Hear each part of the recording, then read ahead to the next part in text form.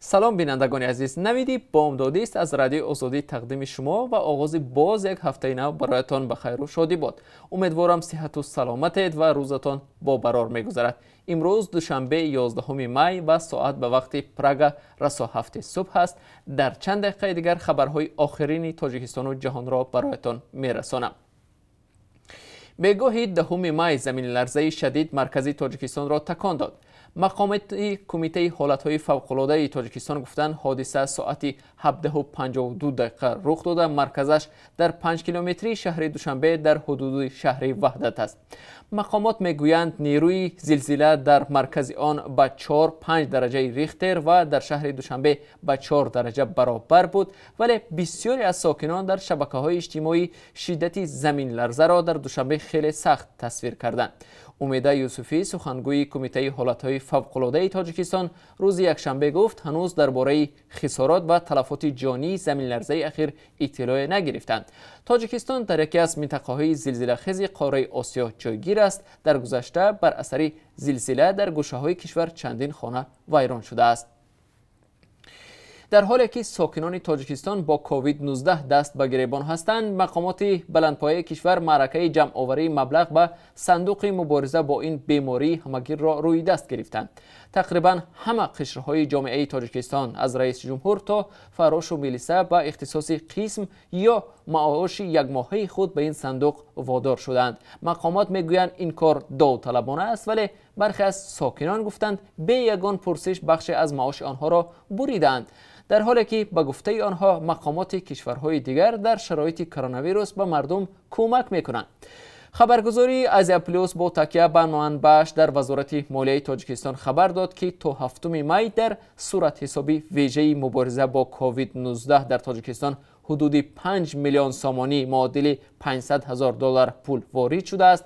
مقامات در مورد چگونه خرج شدن این مبلغ‌ها گزارش نمی‌دهند، ولی از مناطق تاجیکستان هنوز شکایت دختران از نارسایی لباس‌های محافظتی می‌رسد.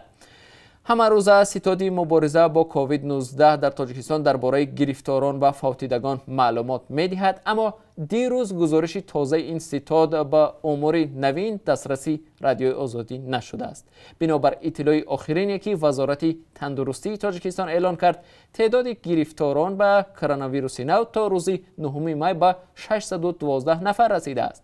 به گفته وزارت در عموم شماره فوتیدگان 20 نفر است. کشورهایی که از کرونا ویروس اذیت دیدند در قاره آسیا، اروپا و شمال امریکا برنامه‌های کاهش محدودیت و دوباره فعال نمودن اقتصاد را ارزیابی می‌کنند. تلاش برای این است که سبکی‌ها باعث دوباره اوج گرفتن کرونا ویروس و یا بیماری کووید 19 که از آن سرچشمه می‌گیرد نگردد. روز 9 می در کره جنوبی 2000 طرفخانه و مکانهای دلخوشی بسته شدند، زیرا سرایت کرونا ویروس دوباره اوج گرفت. در آلمان باشد شماره زیادی کارمندان یک کامبینات گوشت گرفتار کووید 19 شدند. در ایتالیا جمع‌شوی مردم در طرفخانه ها باعث نگرانی زیاد شد. در ایالات متحده آمریکا باشد 3 عضو ستاد مبارزه با کووید 19 در دستگاه پرزیدنت خود گرفتار این بیماری شده فعلا گوشه‌نشین میباشند. این زمان در سراسر دنیا بیش از 4 میلیون نفر گرفتار کووید 19 میباشند. از این میان بیش از 279,000 نفر فوتیدند. هنرپیشه شناخته خیری نظرова که از او با عنوان جولیت تاجیک هم نام میبرند 10 می در سن 90 سالگی در دوشنبه درگذشت. احمد شاه الفتشویف هنرپیشه تئاتر به نام ابوالقاسم لاهوتی روز یکشنبه به رادیو آزادی گفت خیری نظرova پس از یک هفته فوت دخترش مایا از دنیا گذشت. سبب اساسی مرگ او را نمیدانیم، ولی به ما گفتند که هنرپیشه شناخته از بیماری قلب درگذشته است، افزود او. احمد شاه الفتشویف میگوید خیری نظرova استاد اکثر هنرمندان تئاتر است و در میان بازیگرانی که در شوروی سابق نقش جولیت را بازیدند بهترین بود. هنرپیشه خلقی تاجیکستان خیری نظرova سال 1929 تولد شده است. او در تئاتر خلقی قرغان تپه و تئاتر دولتی اکادمی دراموی به نام ابوالقاسم لاهوتی کار کرده است. ضمناً در شب و روز گذشته رسانه‌ها از فوت 2 افسر بلندپایه نیز خبر می‌دهند. کریم کریمی پروکورور ناحیه فیض‌آباد از مریضی پنیمونیا و ارباب قادر جمهوروف سردار یکی از شعبه‌های ریاست سازماندهی و سفربرکنی وزارت مدافعه تاجیکستان از سکته قلب وفات کردند. به قول طبیبان کریمی یک هفته قبل گرفتار پنیمونیا شده در شفاخانه بستری بود و صبح 10 می از دنیا گذشته است.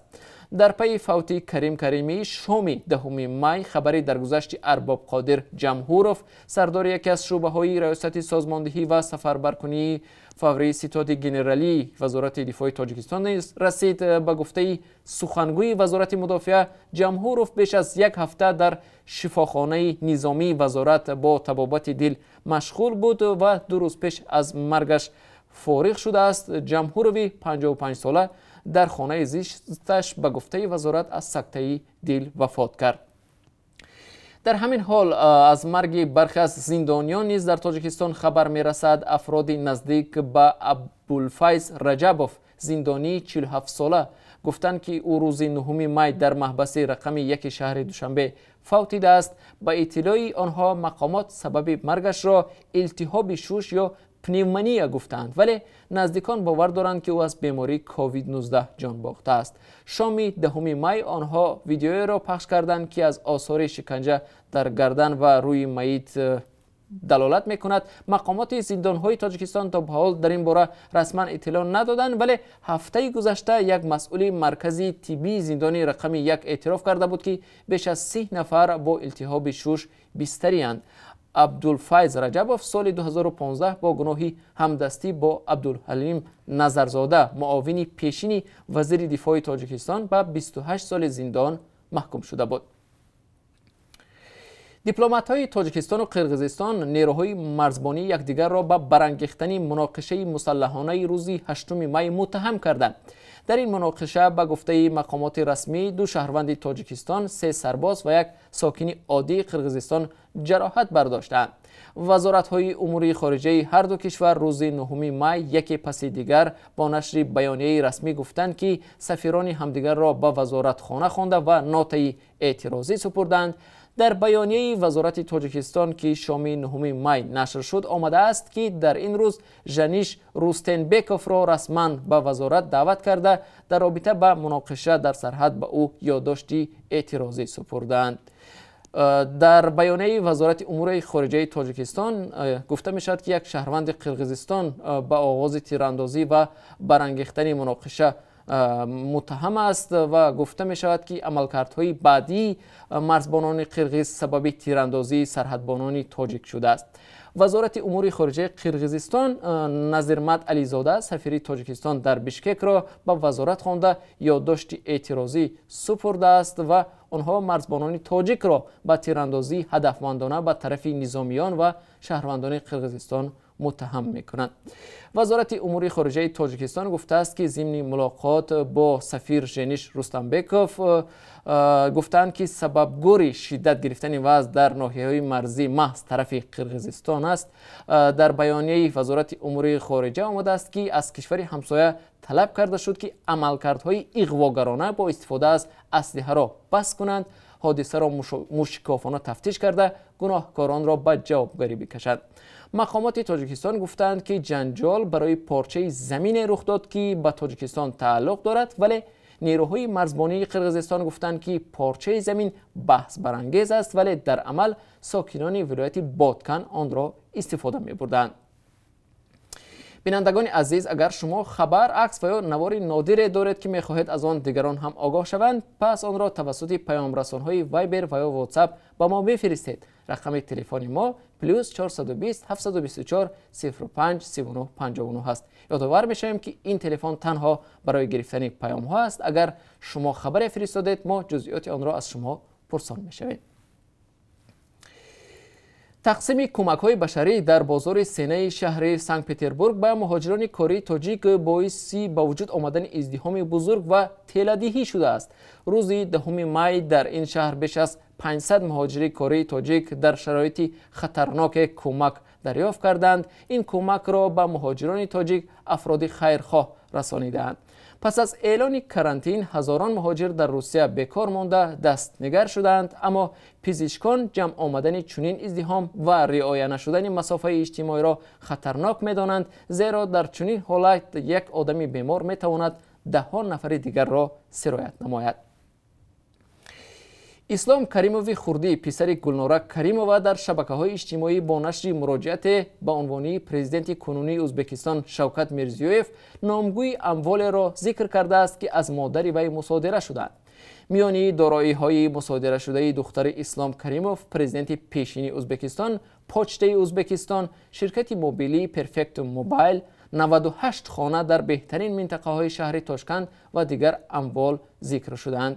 در این رویخط همچنین مرکز طبی MDS و 2 کلینیک شخصی، نقطه‌های تجارتی دیوتی فری در فرودگاه تاشکند، شبکه‌های مغازه‌های لیویس، مانگو، بنتون و دیگر تمغه‌های جهانی، 5 طرفخانه، 4 سینما، 2 تالار ورزش و سپا کلوب، بیشتر از 20 ساختمان ناتمام و بیش از 20 فروشگاه در مرکز شهر، شرکت‌های خانه فروشی، فرمه‌های چاره‌پروری، زمین‌های کشاورزی ذکر شده است. در مراجعت اسلام کریموف خردی آمده است که دارایی و اموال مصادره شده مادر وی نه به دولت بلکه به اختیار داماد پرزیدنت داده شده است. ما اطلاع نیافتیم که استراحتگاه، کوکاکولا و دیگر دارایی‌های مصادره شده ما را به فروش گذاشته شده باشند، طوری که قانون طلب میکند، افزوده است اسلام کریموف خردی. گلنورا کریمووی 48 ساله از سوی دادگاه ازبکستان در صادر کردن یک قطار جنایت‌ها از جمله تشکیل جمعیت جنایی، طمع‌جویی، دزدی توسط اسراف و از خودسازی، قانونی گردانی مبلغ‌ها از راه جنایی دریافت شده و غیره عیبدار دانسته شده است. در اساس پرونده اموال و دارایی‌های کریمووا مصادره گردید. با اطلاع دادستانی کل ازبکستان زیان عمومی رسانیده کریمووا به دولت و شهروندان 1 میلیارد و 651 میلیون دلار است. عین حال گلنورا کریمووا در زندان زنانه ناحیه زنگیاته ولایت تاشکند ادای جزا میکند. بینندگان ارجمند، در پایان نشر برنامه با درخواست شما همچنان نظر داشتیم به قرب اسعار خارجی. بنابر قربی که امروز از جانب بانک ملی معین شده است، $1 10 سومانی و 26 درم، 1 یورو 11 سومانی و 12 درم ارزش دارد. امروز قرب 1000 روبل روسی 138 سومانی معین شده است. اینجا رسیدیم به پایان این نشر نوید بامدادی. برنامه‌های نو جالب ما دوام روز تقدیم شما می شود. ما را همراهی کنید.